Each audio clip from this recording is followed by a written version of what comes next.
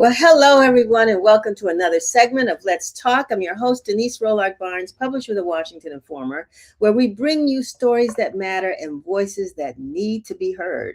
And today, I have the distinct pleasure of welcoming a remarkable guest, a voice we know and are quite familiar with. And she's a true pioneer in public service, the former mayor of the District of Columbia, Sharon Pratt.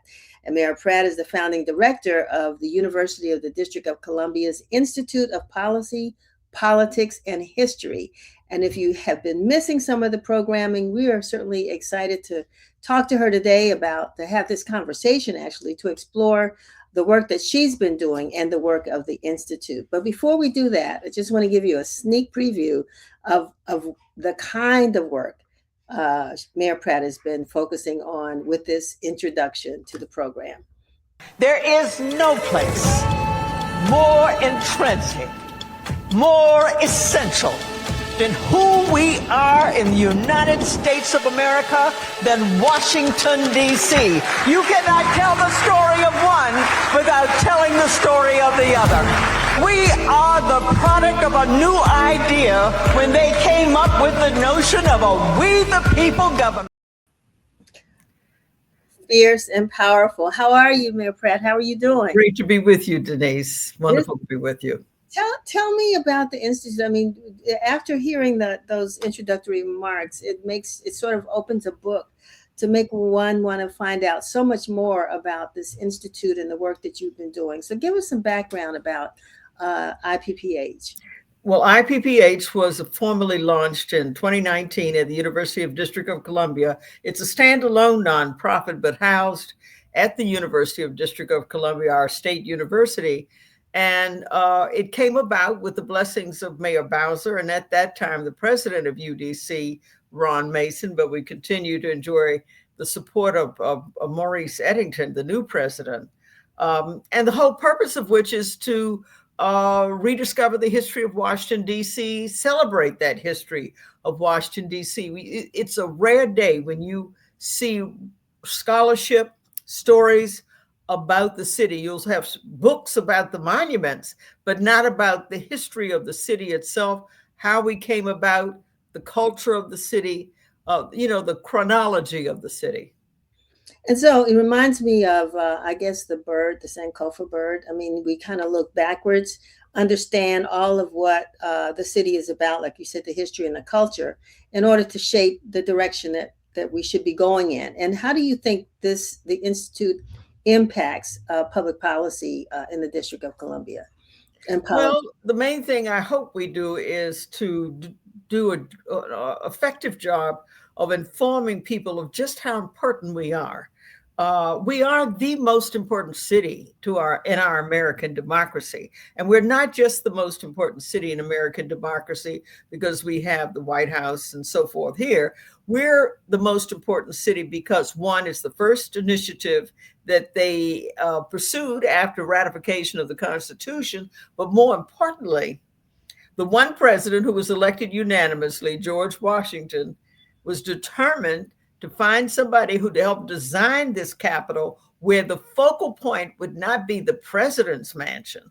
It would be the people's meeting place, that everything about this Capitol was to affirm the notion of a we the people government. So everything, I mean, when you look at, you can't figure out whether it's northeast, southeast, northwest, southwest without going to the Capitol. That is the focal point.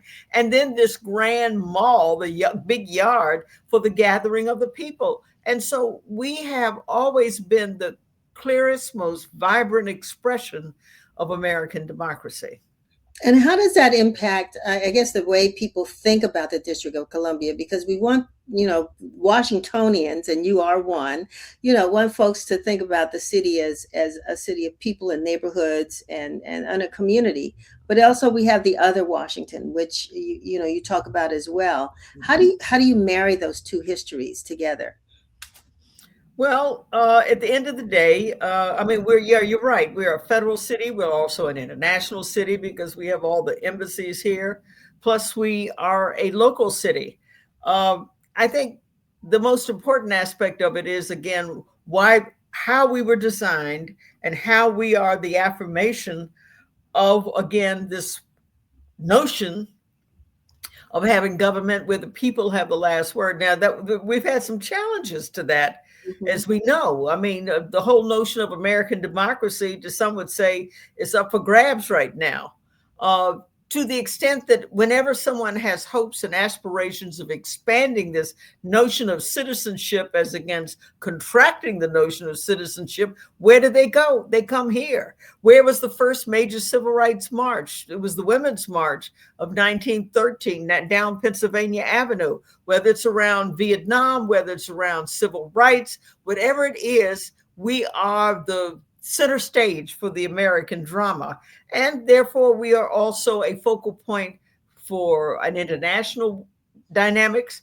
But we're also, as you point out, and you and I both know, are very much a local community as well. Mm-hmm. So we're here today to talk about a program that's coming up. I mean, you've done a lot of programs. So before we go there, talk about some of the programs that IPPH has done at UDC. I mean, it's. I've looked back on the YouTube pages and got stuck watching past conversations. Talk about some of those, and then we'll talk about why you're here today.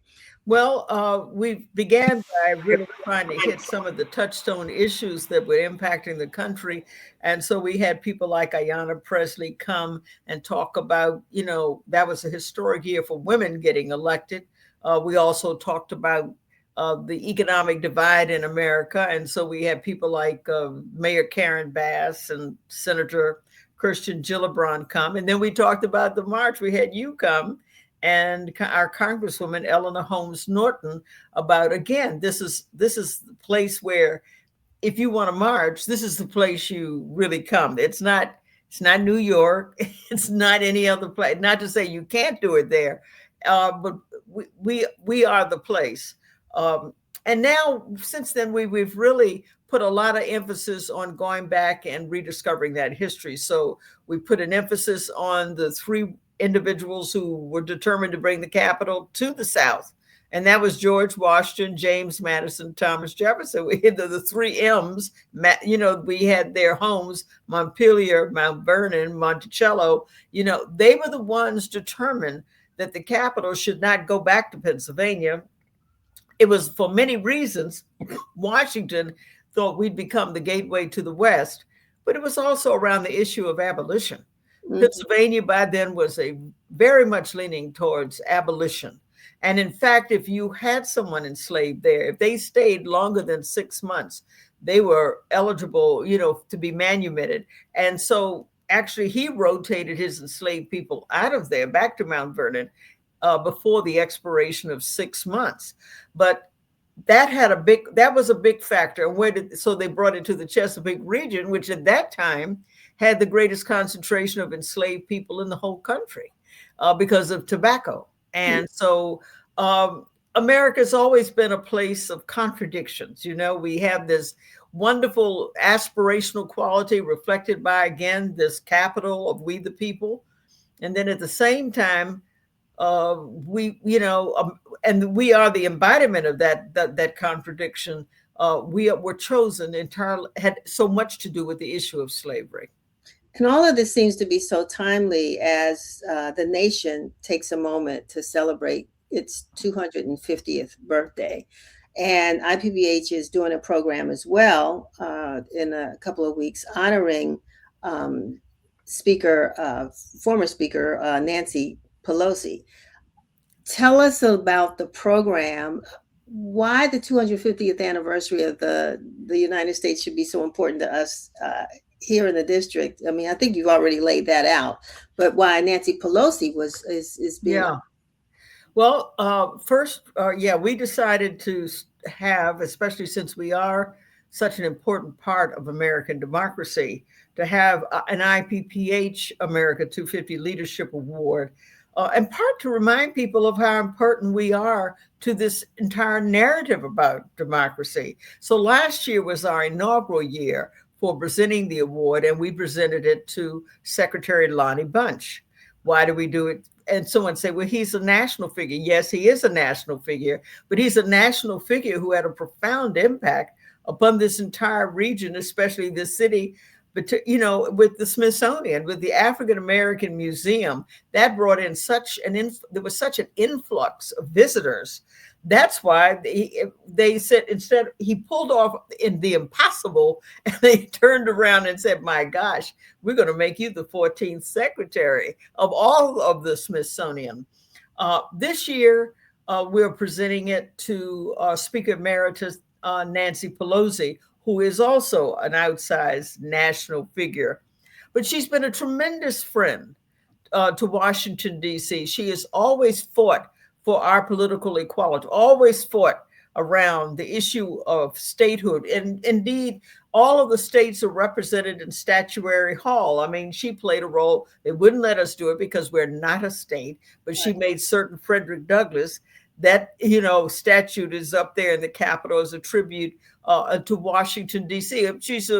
She is from the region, having been born and reared in Baltimore. Mm-hmm. And she just really has been a great a champion for us. And she stands up for the principles that I think we cherish, in terms of she's always reminded people that the real power in the country should not be that Article 2 president. It should be Article 1, the people who are represented in the Capitol. And so she's been very strong and confident and assertive about that. And so we decided she should be the one we would want to honor.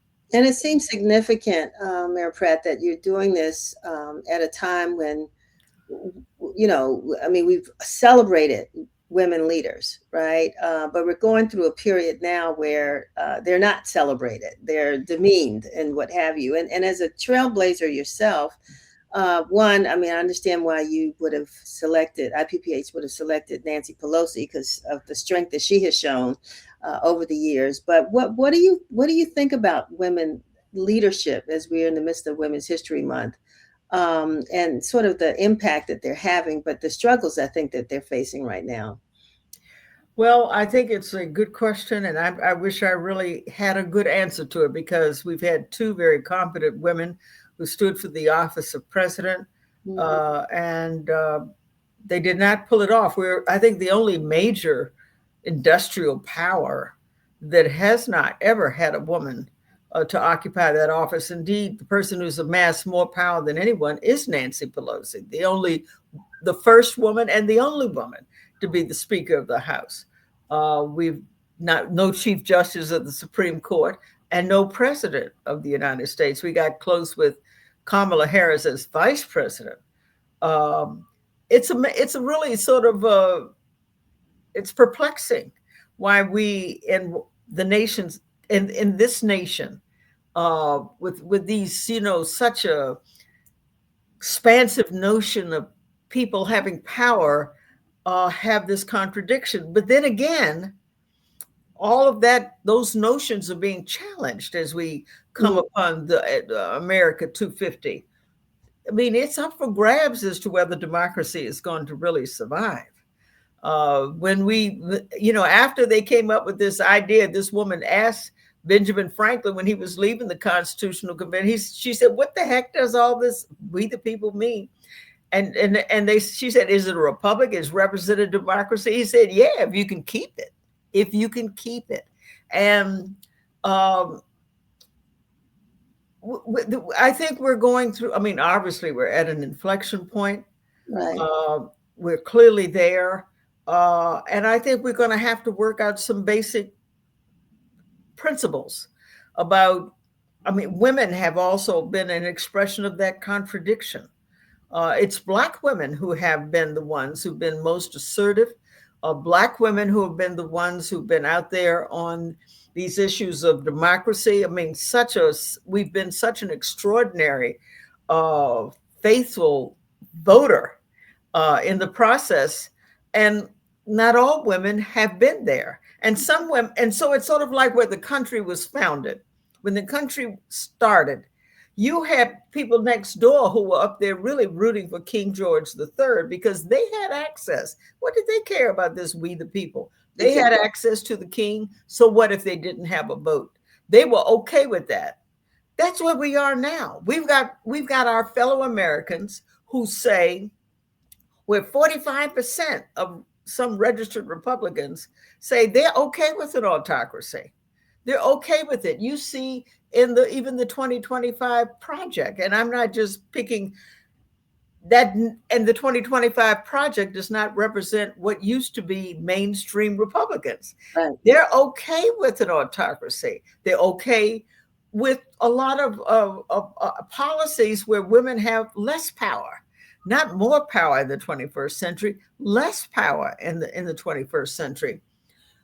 I think this notion of we the people and real representative democracy, it's hard for some others to swallow. And so we've got a lot of tensions going on around gender, tensions going on around race, but also, most of all, tensions going on around class. We've got a billionaire class that is assuming more and more power and prerogatives, even in terms of free press. Questionable, do we have free press? Right. Where the average and a lot of the policies that are being advanced may work for them, but they may not work for the rest of us. And so we're at a real juncture in American history. As we say we're celebrating America 250. Let's see what we get by July 4th. So that's a long-winded way of saying there's so much up for grabs. And a part of that is the role of women. And we've never been a monolith. That's the point I'm making. We've never been a monolith. Exactly. There are women, particularly well-to-do white women, who are fine. They can, what they can't resolve in the ballot box, they can resolve at the country club. So they don't really need to worry about turning out the vote and being activists. Question is, where are we? Who are we going to be? What is America 250 going to look like? And everything's up for grabs. I mean, really, and I have no clue how it's going to turn out. I have hope, but your father used to say, if it is to be, it's up to me. So we got to do our part. Well, it sounds like, from what I've observed with IPPH, that this is something that these are the hard issues that you all discuss at the events that you have. And tell us a little bit, I know we're running out of time, but a little bit about, how often you hold these events, and then also particularly when this ceremony is going to take place and if folks can participate. Well, the ceremony will take place March 26, 5:30 to 7:30, and it's going to be at Trinity Washington University, which is the alma mater for Speaker Pelosi. So right here in D.C. And, we invite everyone to participate. Yes, we do ask for a donation, but, we're not standing at the door banging people across the head. And we typically, we have regular programming, every month. And whether we have in-person programming, we do that less frequently, but we do it, every few months. So we'll have this. They're also going to have an event, as I said, at Lincoln's Cottage, again, where we, talk about some of the early women, the women of the 19th century, who played really important roles in this city. So it sounds like, this program is one that folks will want to attend and folks will get a chance to actually hear Nancy Pelosi speak, I'm assuming, as well. Yeah, that's right. And so we want to have a nice celebration and try to get as many people from the entire DMV. We have Attorney General Jay Jones, who will be there from Virginia. And we have Congressman Infumi from Maryland. And I know Steny Hoyer and Glenn Ivey are trying to get there as well. Mayor Bowser is going to kick it off. And also somebody who was mentored by her, the whip, House Minority Whip, Catherine Clark, second in command to Hakeem Jeffries, will be there. So she's mentored a lot of women, especially. Wow. And so we want to celebrate that also. Before we close, I just have to ask you this, because, people hold political offices and sometimes they go off and get corporate jobs or they fade off into the sunset. You are still producing, I think, programming and content and pursuing information that really matters to people. I want to know why didn't you fade off into the sunset, Sharon Pratt? Or why did you decide to start the Institute for Policy, Politics, and History? When I look at my retirement, I also ask the question, why did I do this? I don't know. It's what fulfills me. This matters to me. DC has always mattered to me. And the privilege really of being able to explore this history and celebrate this history is just really fascinating. And the wonderful people I get to work with. And every time, you bring somebody on and you think, wow, that's pretty extraordinary. And DC is important. It's really important. And it's important in terms of the international profile, the national profile. And of course, I think the Black community here has had really a major role in this country, and some think a central role around intellectual activism, because, the Harlem Renaissance in many ways really began here with Elaine Locke, Yeah. and so, we have consistently played significant role, and we need to honor that. For what reason? It's important. It's important to understand who we are, and that's important in terms of charting a course for the future. I mean, that's not my future, it's my grandchildren's future, but it's important that they know this. Yeah. So it gives me, I have to say, it gives me great joy and great pleasure to be a part of it. Well, on behalf of the Washington Informer, I'll say, and Let's Talk, I want to say thank you. But I'm sure people who participate in your programs also say thank you. You bring so much history and substance to Washington and to the folks who actually get a chance to participate in these programs. One last time, the Leadership 250, what is it? IPPH America 250 Leadership Awards ceremony again will be held on, and give us the details one more time. March 26, Mm-hmm. 5:30 to 7:30 at Trinity Washington University. Okay. All right. Anything that we forgot to talk about? Well, I can't think of it, but it's been a real delight to be with you. I really appreciate it. Yeah. Likewise. Well, we're going to bring you back because, again, I want to help whatever we can to help people to understand or have the same passion that you have about the District of Columbia. Once you hear it and see it, you don't lose it. It becomes a part of you. It does become a part of you, whether you're a native or not. Thank you so much for being. Oh, thank you. I really appreciate it. Safe travels. Thank you. Thank you. All right. All Bye-bye. right. Bye-bye. Do I do this? Where do you come to get